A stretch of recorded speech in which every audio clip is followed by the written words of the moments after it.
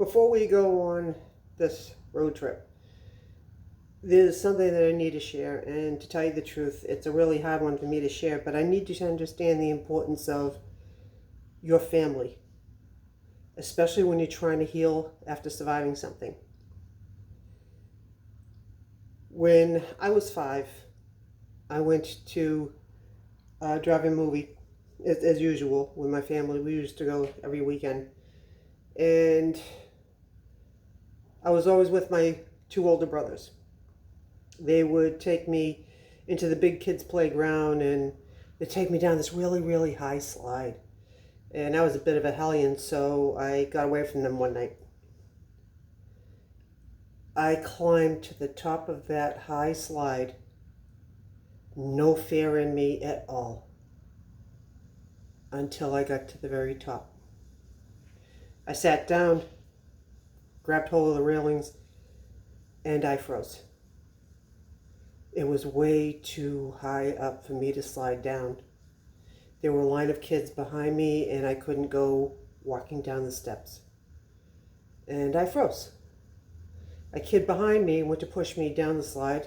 He got just impatient waiting for me to go. But instead, he pushed me over the side, and I fell headfirst on concrete. By the time my oldest brother found me, I was unconscious, and he thought I was dead. I was 5, he was 12. He picked me up, and he was carrying me back to the car, and that was when I finally opened up my eyes. My parents naturally freaked out, and we all rushed to the hospital, and they checked me out. Problem was, they missed that I had a concussion and a fractured skull. The doctor told my mother, take her home, let her get a good night's sleep. So she did. And I woke up the next morning, and my eye was swollen like a balloon, and I was having a hard time talking. So they rushed me to Children's Hospital. At Children's Hospital, they gave me more x-rays, and they checked. And while they were getting ready to admit me, they were explaining to my mom that I could have died twice the night before. That night, that choice I made to get away from my brothers and to not listen pretty much destroyed my entire family. My oldest brother blamed himself, and my dad blamed him.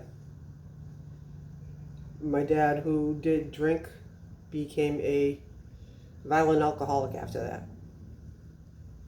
I had speech problems, I had memory problems, I had basically TBI before they were calling it TBI. And I totally changed.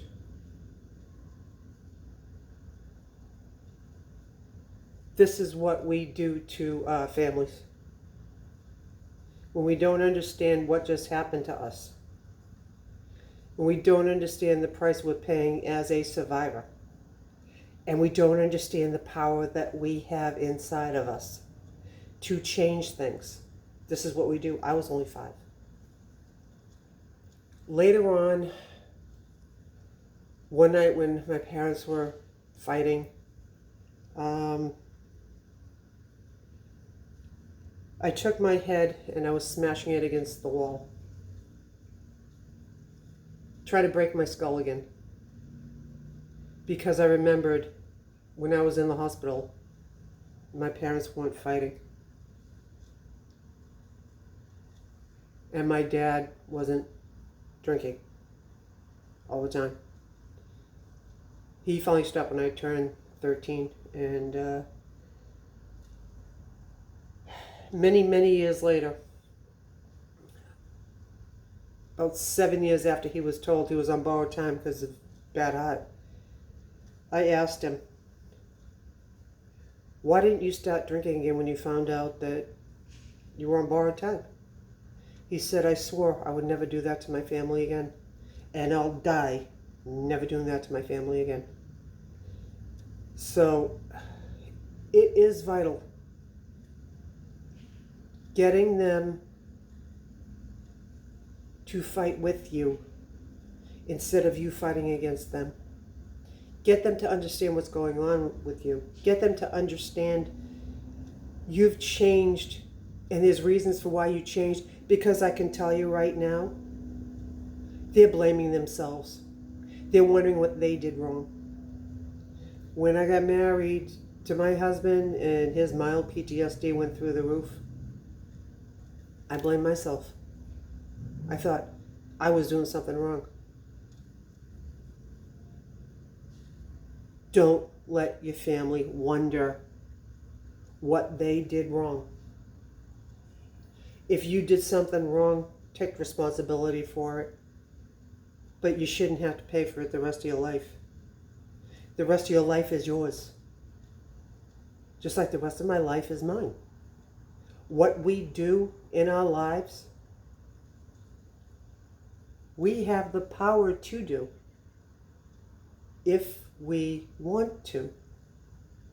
If you want to heal, if you want to get better, if let's say you don't want to be a burden to your family anymore, so the only thing you can think of is ending your life.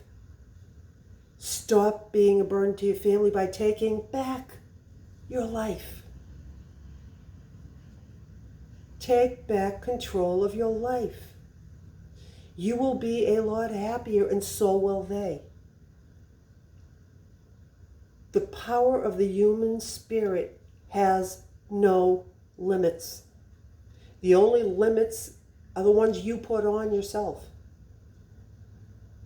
I mean, most of PTSD can be reversed. And what can't be reversed is tools to learn how to cope with it. So from this point on, when I'm talking about driving and taking a family road trip, this is how important that is. Pay attention and take back your life. Break the silence that's been trapping you. If you can't talk to them about it, find someone you can talk to. Because as soon as you start talking about it, it loses control. It loses the power it has over you. It's not impossible. See you next time.